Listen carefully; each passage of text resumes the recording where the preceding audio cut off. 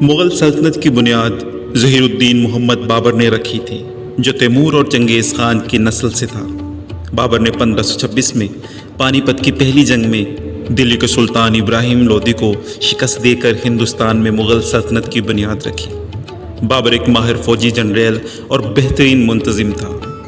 اس نے ہندوستان میں مغل سلطنت کی بنیاد رکھی اور اپنے بیٹے ہمایوں کے لیے ایک مستحکم ریاست کو چھوڑا۔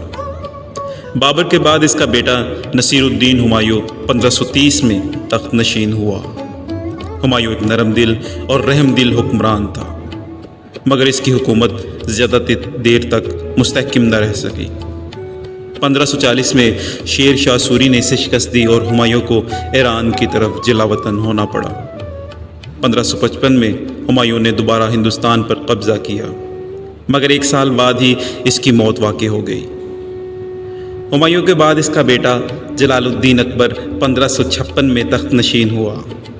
اکبر مغل سلطنت کا سب سے عظیم بادشاہ سمجھا جاتا ہے۔ اس نے سلطنت کو وسیع کیا اور اپنی حکمت عملی، انصاف پسندی، دینی رواداری اور صلح کل کی پالیسیوں سے ہندوستان کو ایک متحدہ ریاست بنایا۔ اکبر نے مختلف مذاہب کے درمیان ہم آہنگی کو فروغ دیا اور دین الہی کی بنیاد رکھی۔ اس کے دور میں مغل سلطنت نے اقتصادی، ثقافتی اور فوجی ترقی کی۔ اکبر کے بعد اس کا بیٹا نور الدین جہانگیر 1605 میں تخت پر بیٹھا۔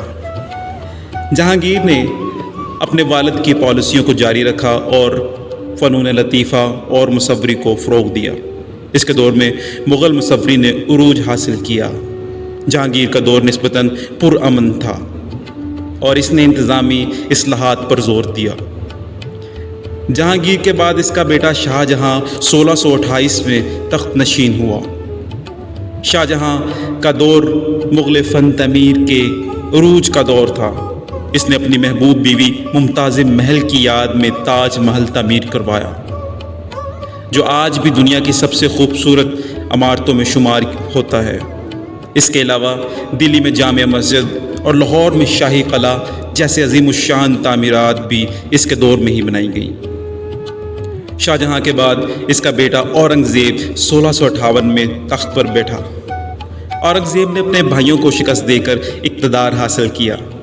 اس نے اپنی سخت گیر مذہبی پالیسیوں اور مسلسل جنگوں کی وجہ سے مغل سلطنت کو کمزور کر دیا۔ اس کے دور میں سلطنت کی جغرافیائی حدود اپنی انتہا کو پہنچ گئیں، مگر داخلی طور پر سلطنت انتشار کا شکار ہو گئی۔ اورنگزیب کے بعد مغل سلطنت کا زوال شروع ہو گیا۔ اس کے جانشین کمزور اور نااہل ثابت ہوئے۔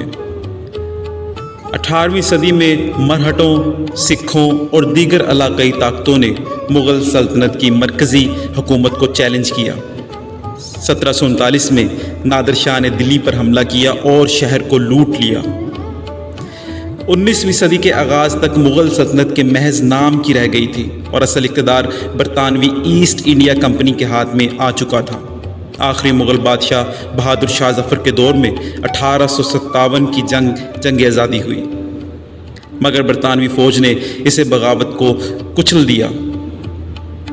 بہادر شاہ ظفر کو گرفتار کر کے رنگون، جو موجودہ رنگون، جلا وطن کر دیا گیا اور مغل سلطنت کا باقاعدہ خاتمہ ہو گیا۔